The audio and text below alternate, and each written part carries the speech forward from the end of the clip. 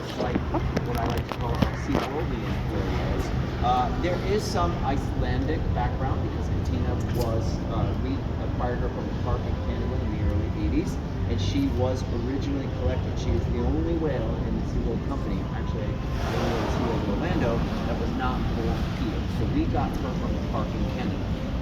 So there is some Icelandic genetics involved in our killer whale family.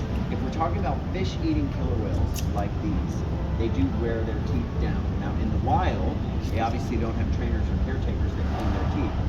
Unfortunately, one of the leading causes of killer whale death in the wild is tooth and jaw infections. So if they get an infection, remember I said that tooth feeds directly to the jaw. If they get a jaw infection, they're not able to eat. So I don't know, anybody local from Florida? Okay, you remember, was it a year or two ago now that we had like a 16-year-old female killer whale wash off the coast of Coco, which is like, wait a minute, that is way far south. She had severe tooth and jaw infections, so she probably was unable to eat and probably caused a lot of internal infection based on the condition. So what happens in the wild? They don't eat. They have other ways that they can clean their teeth. They don't have hands like we do. Katina has pulled one of her own teeth out. You ask why? I wish I had an answer for you, but I don't know. But she actually removed, probably in the environment somewhere, she had a tooth infection, and she removed her tooth.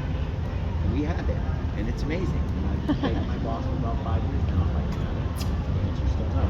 But she provided her own healthcare, and it's healed up perfectly. So, do killer whales in the wild have the ability to do that? Probably. Do they? I don't know. Tina's the only whale that I've ever seen do that. Yeah. Yes, sir.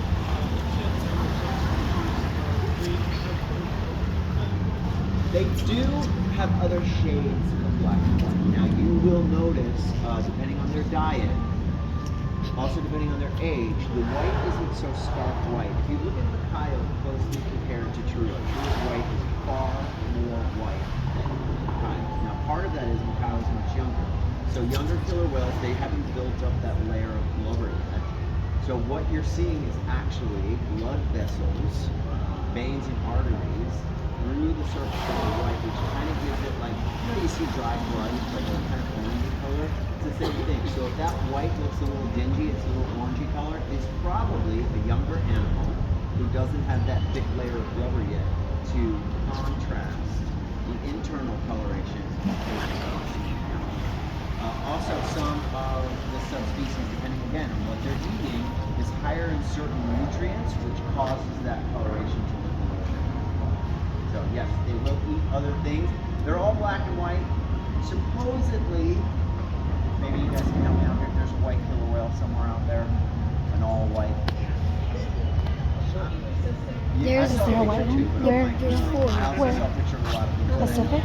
I think there's one in I don't know, but California, supposedly there's a Alaska. white killer whale out there somewhere. There's a four. I don't know that it's ever been scientifically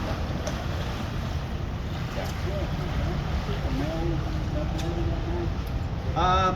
Not just at night. So about 7 years ago now, SeaWorld decided that we would not be breeding kids. I personally hope that we revisit that decision very soon because I feel like this is important.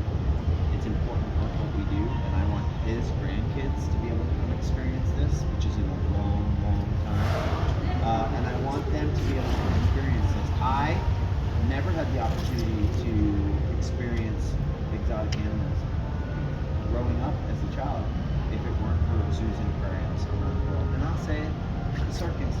My mom took me to the circus every year here in town, and I know, and I've worked with a lot of circus keepers, and although there's bad apples out there, I will say that I see the care for the animals far surpasses the cares we give one another, and I'm talking about the humans to human.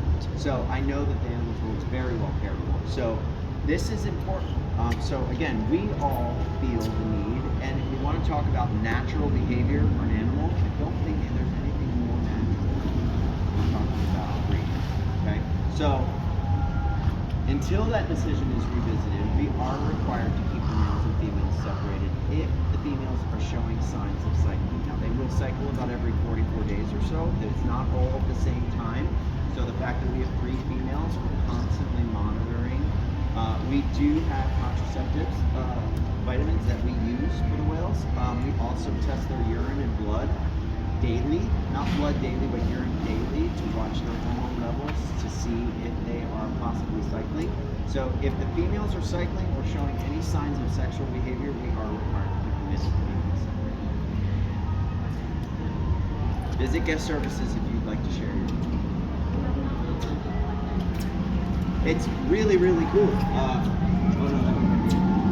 So here you guys in the second group, we actually, remember we were doing biology? We ask them to do that position. It's a lateral slide up.